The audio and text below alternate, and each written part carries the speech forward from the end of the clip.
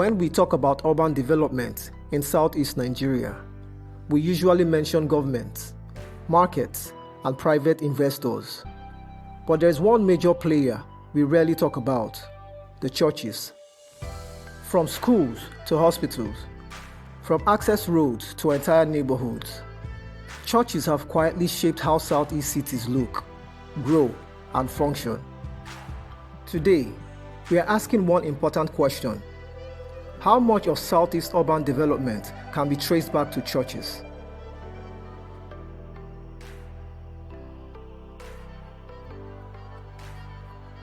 This video is not about religion versus government. It's not praise and it's not criticism. It's a balanced look at how churches have contributed, sometimes internationally, sometimes unintentionally, to urban growth in Southeast Nigeria. And by the end of this video, you may never look at these cities the same way again.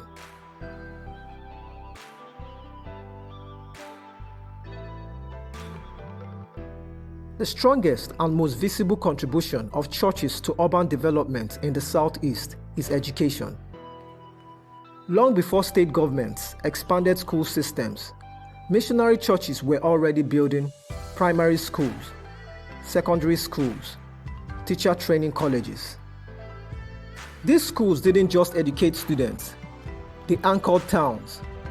Places like Onitsha, Nsukka, Aba, Enugu, Awka grew around mission schools that attracted teachers, traders, transporters, and families. Fast forward to today, churches are still shaping urban spaces through higher education. Examples include Madonna University, Godfrey Okoye University, Paul University, Awka. Once a university enters an area, roads follow, housing follows, shops follow. That's urban development triggered by education.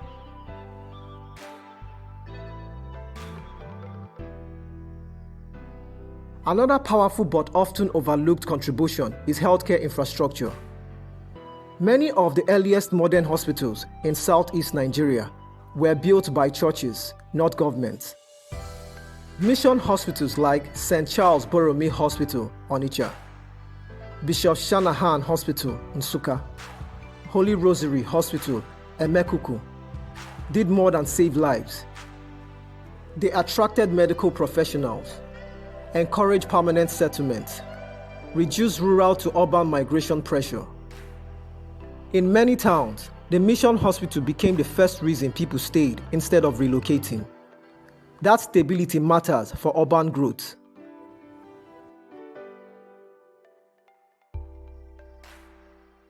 Now, churches may not build expressways, but they often force infrastructure to happen. Here's how.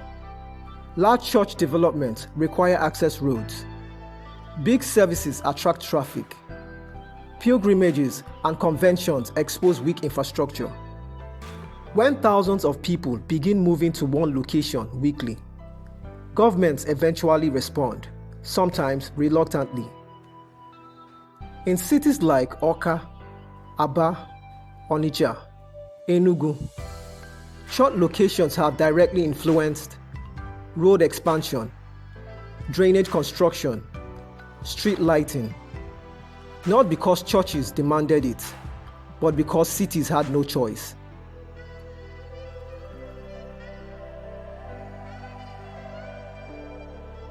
Churches are also major landowners in the Southeast, and land shapes cities. Across the region, churches have developed clergy residence, staff housing, student hostels, retreat and guest facilities. Once these developments appear, surrounding land values rise. Villages slowly become neighborhoods. Neighborhoods slowly become towns.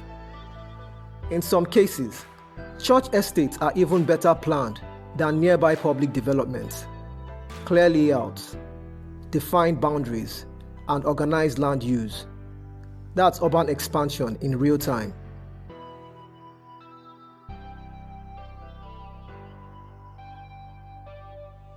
Urban development isn't just concrete and asphalt. It's people's stability. Churches contribute through orphanages, rehabilitation centers, skills acquisition programs, youth empowerment initiatives. These services help reduce urban crime, youth restiveness, social breakdown. In dense cities, that kind of stability is priceless, and it quietly supports sustainable urban life.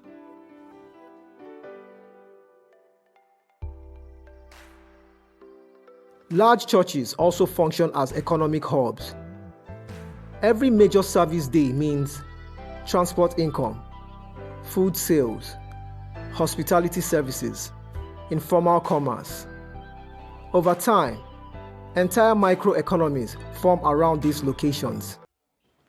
Some cities even gain part of their identity through religious institutions, just as much as markets or industries.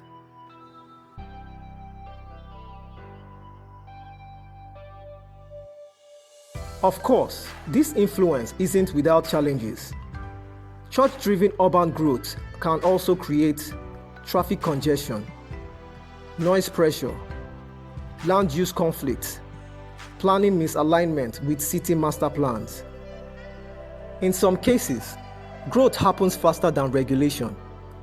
This is where stronger coordination between churches, urban planners, state governments becomes absolutely necessary.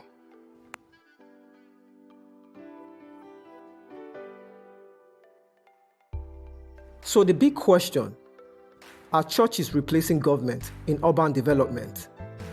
The honest answer is no.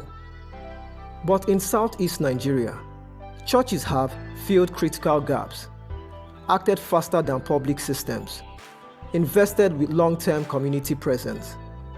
Urban development here is not a solo effort, it's a shared outcome.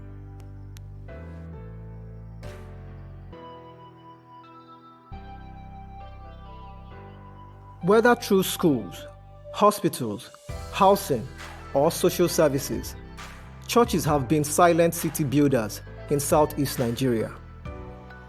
They didn't just preach to communities, they anchored them, they stabilized them, they helped them grow.